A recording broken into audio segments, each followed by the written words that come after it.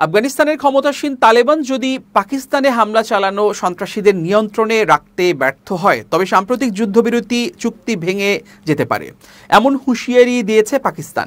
সম্প্রতি দুই দেশের সীমান্তে টানা সংঘর্ষে প্রাণহানির পর কাতারের রাজধানী দোহায় এই সমঝোতায় পৌঁছেছিল ইসলামাবাদ ও কাবুল।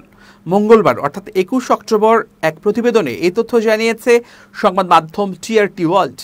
সংবাদ মাধ্যমটি বলছে, যুদ্ধবিরতি টিকে থাকা নিয়ে এই সতর্ক বার্তা দিয়েছেন পাকিস্তানের প্রতিরক্ষা মন্ত্রী খাজা মোহাম্মদ আসিফ। তিনি বলেছেন, ইসলামাবাদ ও কাবুলের মধ্যে যুদ্ধবিরতি কার্যকর থাকবে কিনা তা নির্ভর করছে আফগান তালেবানের উপর তারা পাকিস্তানে হামলা চালানো সন্ত্রাসীদের নিয়ন্ত্রণে রাখতে পারে কিনা। সোমবার বার্তা সংস্থা রয়টার্সকে দেয়া এক সাক্ষাৎকারে তিনি কথা বলেন। টানা কয়েকদিনের সীমান্ত সংঘর্ষে বহু প্রাণহানির পর দক্ষিণ এশিয়ার প্রতিবেশী এই দুই দেশ দোহায় গত সপ্তাহান্তে যুদ্ধবিরতিতে সম্মত হয়।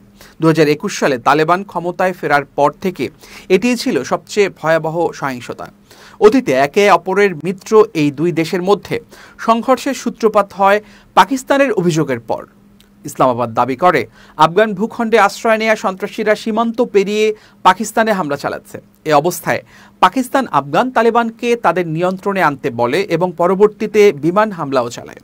আসিফ বলেন, আফগানিস্তান থেকে কোনো হামলা বা অনুপ্রবেশের ঘটনা ঘটলে সেটি এই চুক্তির লঙ্ঘন হিসেবে গণ্য হবে। সবকিছুই এই একটি শর্তের ওপর নির্ভর করছে। তিনি জানান, পাকিস্তান, আফগানিস্তান, তুরস্ক ও কাতারের স্বাক্ষরিত লিখিত এই চুক্তিতে স্পষ্ট বলা হয়েছে কোনো পক্ষ সীমান্ত অতিক্রম করবে না। পাকিস্তানের প্রতিরক্ষা মন্ত্রীর ভাষায়, যতক্ষণ চুক্তি লঙ্ঘন না হয় যুদ্ধবিরতি বহাল থাকবে। আসিফ আরও বলেন, একাধিক সন্ত্রাসী সংগঠনের জোট তেহরিকি তালেবান পাকিস্তান টিটিপি আফগানিস্তান থেকেই পাকিস্তানে হামলা চালাচ্ছে এবং তারা এই কাজে আফগান তালেবানের মৌন সমর্থন পাচ্ছে।